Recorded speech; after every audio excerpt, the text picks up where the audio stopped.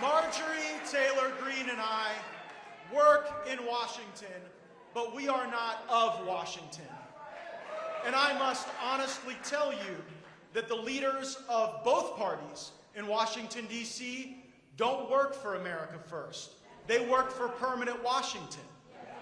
Washington PACs fund their campaigns.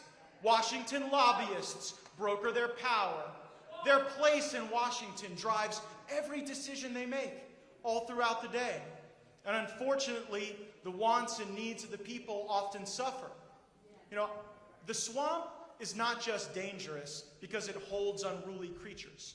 There's a muck that sucks you in, drags you down, limits your escape. Marjorie and I are not powerful by typical measurements in Washington. She's lost her committees. I may lose mine. But we have a power that they can never take away, and it is tied to our connection to the people in this great country. You know who the fighters are. You can distinguish the phonies and the fakes from the real deal, and President Trump gave us the opportunity to see who is fighting for us clearly and decisively. America First means actually leaving Washington and going out into America. Part of being populist is showing that you are popular. Maybe our leadership should give that a try. If Liz Cheney could even find Wyoming on a map and went there, she would find a lot of very angry cowboys who are not happy with the fact that she's sort of for every war.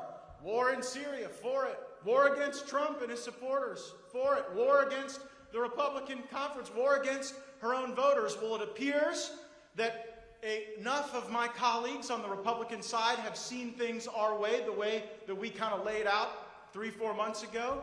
And it appears that Liz Cheney may no longer be the chair of the Republican conference. This might be the first war she's ever sought to end.